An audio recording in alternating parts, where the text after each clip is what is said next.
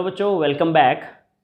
हम लोग पढ़ रहे थे डिसोल्यूशन ऑफ पार्टनरशिप फर्म के बारे में और इसी के अंदर आज हमारा बिल्कुल नया टॉपिक शुरू होने जा रहा है, रियलाइजेशन अकाउंट। रियलाइजेशन, इससे पहले आप लोगों ने चैप्टर्स में पढ़ा था, वो पढ़ा था रिवैल्यूएशन अकाउंट के बारे में, और आज ये है रियलाइजेशन। तो इसमें बट आप लोगों ने कन्फ्यूज़ नहीं होना है। बच्चे काफ़ी कन्फ्यूज़ हो जाते हैं रिवैल्यूएशन रियलाइजेशन में, तो मीनिंग दोनों का अलग अलग है, प्रोफॉर्मा इनका बिल्कुल अलग अलग है।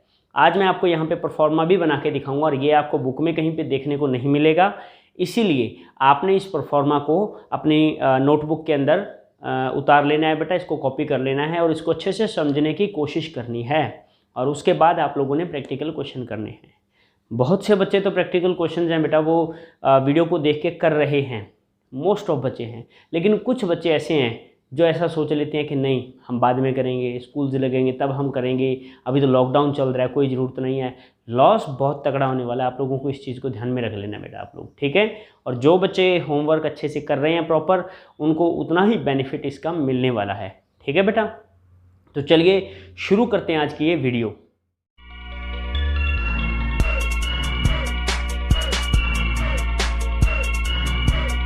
सबसे पहले हम जानेंगे कि रियलाइजेशन अकाउंट बनाया क्यों जाता है या इसका मीनिंग क्या होता है। रियलाइजेशन को हिंदी में बोलते हैं वसूली खाता, रियलाइजेशन अकाउंट को वसूली खाता कहा जाता है। मतलब इसका ये होता है कि हमारे बिजनेस के अंदर जितनी भी एसेट्स पड़ी हैं at the end of the time, जब हम वाइंड अप कर रहे हैं, बोले तो डिसोल्यूट कर रहे हैं हमारी फर्म को, तब उन सारी की सारी एसेट्स को हम बेच देंगे। जितना भी उनको बेचने से पैसा वसूल हो रहा है, रियलाइज हो रहा है, उससे हम हमारी आउटसाइड लाइबिलिटीज़ को पे कर देंगे। जितने भी बिजनेस की लाइबिलिटीज़ हैं या एक्सपेंसेस हैं, अनरिकॉर्डेड लाइबिलिटीज़ हैं, सभी को हम लोग पे कर देंगे। और उसके बाद जितना हमारे प्रॉफिट बचा है, एक्सेस है, सरप्लस है, that will be distributed among all the partners in their profit sharing ratio, ठीक है बेटा। तो चलिए ये परफॉर्मा मैंने यहाँ पे बनाया हुआ है, एक बार स्टिक ले लेता हूँ मैं। ये परफॉर्मा रियलाइजेशन अकाउंट है, डेबिट साइड क्रेडिट साइड, ठीक है। तो सबसे पहले आपने क्या लिखना है, जिस प्रकार से मैंने आपको समझाऊंगा, पहले आपने समझने की कोशिश करनी है, और इसको राइट डाउन अगर करना है बेटा वो बाद में कर लेना, पहले समझने की कोशिश करो। देखो क्या है, टू सन्ड्री एसेट्स, सबसे पहले हम लोगों ने सारी की सारी एसेट्स को डेबिट साइड में लिख लेना है, ठीक है बेटा। रीज़न क्या है लिखने का वो भी अभी जस्ट बताने वाला हूँ मैं आपको। Except cash, bank and fictitious assets, हमारे पास बैंक पड़ा हुआ है, कैश। बैंक और कैश को क्यों नहीं ले रहे हैं, क्योंकि ये वो एसेट्स हैं जिनको बेच के हम पैसा प्राप्त करेंगे, तो इनको तो ऑलरेडी, ये तो बेटा लिक्विड एसेट्स है ना, कैश और बैंक, ये तो पैसा ही है, तो इनको करने की ज़रूरत नहीं है।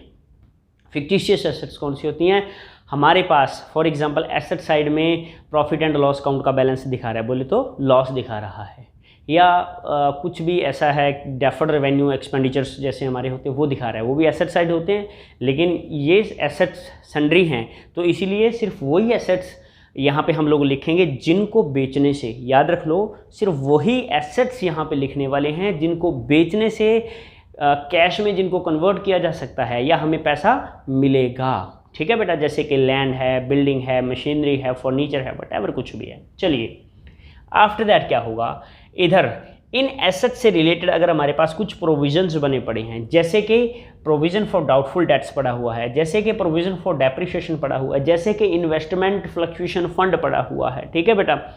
इस प्रकार से कोई भी अगर प्रोविजन पड़ा है उसको आपने इसके अपोजिट साइड लिख लेना है। मैं बात करता हूँ कि इसको इधर क्यों लिखा गया।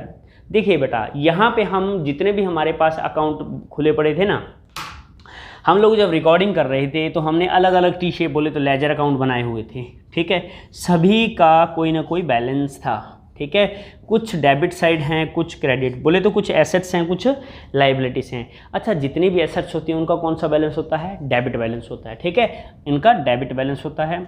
अगर कुछ बिजनेस में लाइबिलिटीज़ पड़ी हैं तो इनका क्रेडिट बैलेंस माना जाता है। जैसे कि ये वाली क्या हैं, प्रोविजंस हैं, ये हमारे लिए लाइबिलिटी है ना, तो इनका क्या होगा, ये मान लीजिए ये प्रोविजंस हैं, ये भी प्रोविजंस हैं, ये लाइबिलिटी है, क्रेडिट साइड पड़ी हुई है, ये एसेट्स हैं तो डेबिट साइड पड़ी हुई है। हम अगर बिजनेस को बंद कर रहे हैं तो इनको बंद करेंगे, इनको बंद कैसे किया जाता है, अपोजिट साइड लिख के जीरो किया जाता है ना। अपोजिट साइड क्या लिखेंगे, देखो इस एसेट्स को हमने क्या कर दिया, क्रेडिट, किस नाम से, बाय रियलाइजेशन के नाम से इसको उठा के इधर ले आए। अब देखो इसकी जर्नल एंट्री क्या होगी, रियलाइजेशन अकाउंट डेबिट और टू क्या हो जाएगा, सन्ड्री एसेट्स हो जाएगा। हुआ कि नहीं हुआ, देखो ये एसेट्स है और इसकी जर्नल एंट्री क्या हो, एसेट्स क्या हुई, क्रेडिट हुई, रियलाइजेशन क्या हुआ, डेबिट हुआ। ठीक है, तो इसकी जर्नल एंट्री क्या होगी, realisation account debit to assets account हो गया। और ये देख लीजिए एसेट्स क्या हो रही है, क्रेडिट हो रही है, रियलाइजेशन क्या हो रहा है, डेबिट हो रहा है। सेम लाइक दैट इसमें भी हो रहा है। प्रोविजंस क्या हो रहे हैं, अब इसको खत्म करने के लिए इधर क्या लिखूंगा मैं, टू रियलाइजेशन अकाउंट, इसको उठाकर इधर ले आए हम लोग। तो ये क्या हो गया, अब इसकी जर्नल एंट्री क्या करूँगा, रियलाइजेशन अकाउंट क्या हो रहा है, क्रेडिट, तो इसके क्रेडिट में लिखा बाय प्रोविजंस। ठीक है, तो बाय प्रोविजंस ये हो गया।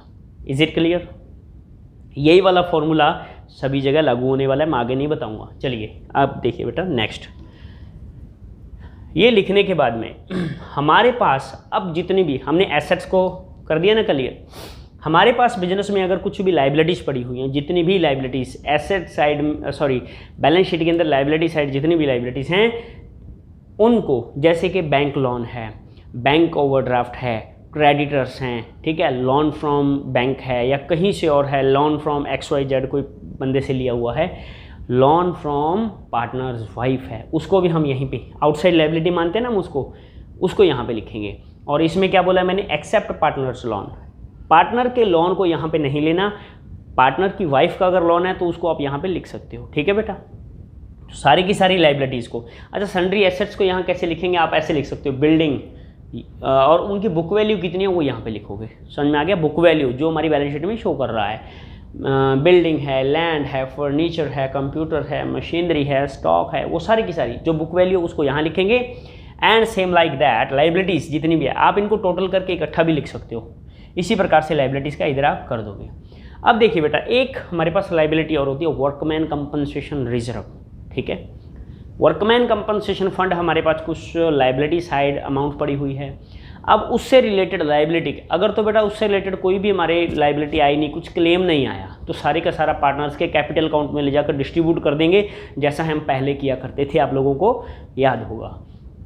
फिर भी अब क्या होगा, if liability is less than the amount of workman compensation reserve, workman compensation reserve पड़ा हुआ है हमारे पास लाइबिलिटी में और उस पर क्लेम हो रहा है, तो वो क्लेम की जो लाइबिलिटी है वो अमाउंट थोड़ी है, ये ज़्यादा है, तो जितना भी पैसा बच गया, ठीक है बेटा, तो वो सॉरी कि जितना अपने को पे करना पड़ेगा उस अमाउंट को हम यहाँ लिखेंगे, बाकी के पैसे को डिस्ट्रीब्यूट कर दिया जाएगा।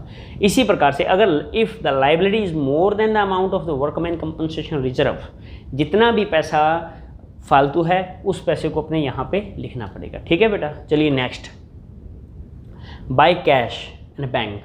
अब हमारे पास ये वाली जितनी भी एसेट्स थी इनको हमने बेच दिया, सेल कर दिया।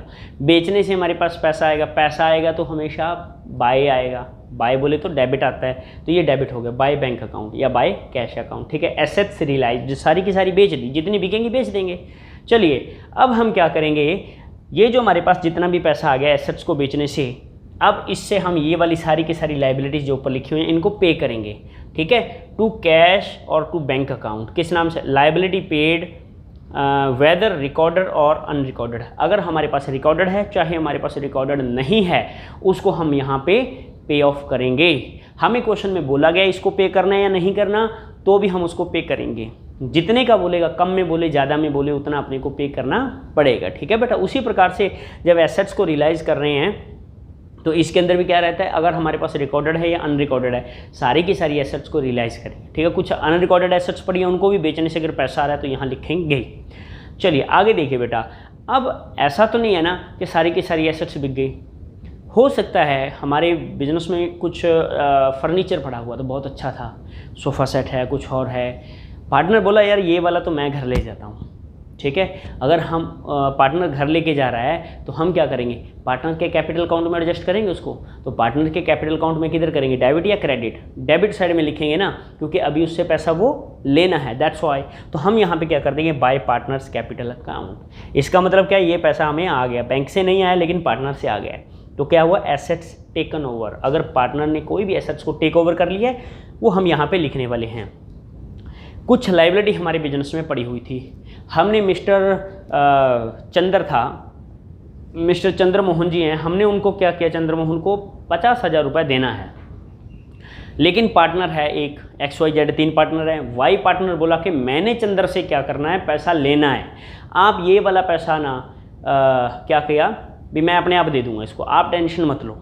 हमने मतलब बिजनेस में से ये वाला पैसा नहीं देना है, चंद्रमैन को मैं अपने आप एडजस्ट कर दूंगा, ठीक है। तो इसका मतलब उसने क्या कर रहा है, लाइबिलिटी को टेक ओवर कर लिया है ना। तो हम क्या करेंगे, यहाँ पार्टनर्स का कैपिटल अकाउंट लिख देंगे, 2 पार्टनर्स कैपिटल अकाउंट। अगर पार्टनर का कैपिटल अकाउंट 2 हो गया बोले तो क्रेडिट हो गया, क्रेडिट है तो उसमें एडजस्ट करेंगे, उसको देंगे हम पैसा 50,000। क्या हुआ, लाइबिलिटी टेकन ओवर, ठीक है बेटा। चलिए आगे देखिए, to cash to bank account, expenses paid off. अगर हमारे कुछ भी रियलाइजेशन के एक्सपेंसेस हैं, कमीशन पे करना है, या कुछ और XYZ एक्सपेंसेस पड़े हुए थे, जाते जाते बिल्डिंग का रेंट देना है, कुछ और चीज़ है, वो सारे के सारे अगर पे करेंगे तो इधर टू बैंक से कैश से इधर से पे किया जाएगा। To partners capital account, expenses taken over. अकेला लायबिलिटी नहीं, वो इसको बोले तो एक्सपेंसेस को भी टेक ओवर कर सकता है। और ये वाला जो टॉपिक है ना, थोड़ा सा और भी इसमें आपकी बुक में दिया होगा, थोड़ा सा अच्छे से समझ लीजिएगा। फिर भी अगर समझ में नहीं आया तो आप मुझे कमेंट बॉक्स में कमेंट करके बता देना, इससे रिलेटेड मैं आपको वीडियो बना के भेज दूंगा। आगे बेटा, अब देखिए मोस्ट ऑफ आइटम्स मैंने यहाँ पे लिख लिए हैं। अब हम क्या करेंगे, इनका टोटल करेंगे, ठीक है। इधर भी ज़्यादा ये अगर आ रहा है तो इसको इधर लिखेंगे, ऊपर वाली आइटम्स को इसमें से माइनस करेंगे तो हमारा क्या आ गया, एक्सेस आ गया ना, प्रॉफिट आ गया। And this profit will be distributed among all the partners in their profit sharing ratio. क्या लिखेंगे, टू पार्टनर्स कैपिटल, या क्या लिखेंगे, profit on realisation transfer to partners capital account XYZ, जो भी उनके प्रॉफिट शेयरिंग रेशो है। अगर बिजनेस में लॉस हो रहा है, ये वाली चीज़ें ज़्यादा हैं, इनको यहाँ लिखेंगे, लॉस को यहाँ लिखेंगे, और ये सारी आइटम्स को माइनस करने के बाद में फिर क्या होगा, bye partners capital account loss distributor, फिर हम लॉस पार्टनर्स के कैपिटल अकाउंट में डिस्ट्रीब्यूट कर देंगे, ठीक है बेटा। तो ये था हमारा रियलाइजेशन अकाउंट का परफॉर्मा। आपने इस रियलाइजेशन के परफॉर्मे का स्क्रीनशॉट ले सकते हो, आपने इसको अपनी नोटबुक में अच्छे से उतार लेना है बेटा, ठीक है। दोबारा से रिपीट करके जरूर देख लेना है इसको, क्योंकि जो नई चीज़ होती है 2 बार उसको अगर देख लेते हो, 3 बार देख लेते हो तो अच्छे से वो समझ में आ जाती है बेटा, वो दिमाग में बैठ जाती है। और वीडियो कैसी लगी लाइक ज़रूर कर दीजिएगा, कमेंट बॉक्स में ज़रूर लिख दिया करो अगर कोई प्रॉब्लम होती है तो। ये रेड कलर में लिखा है ना बेटा जो शेयर सब्सक्राइब तो सब्सक्राइब आपके लिए ही होता है, ठीक है, ताकि उससे जितने भी नई वीडियोस हमारी आती हैं उनकी नोटिफिकेशन आप तक पहुंचती रहे, ठीक है बेटा। तो आपका ये लास्ट टॉपिक चल रहा है, इसको जल्दी से आप फिनिश कर दीजिए, उसके बाद हम लोग कंपनी अकाउंट को शुरू करने वाले हैं, ठीक है बेटा। Thank you.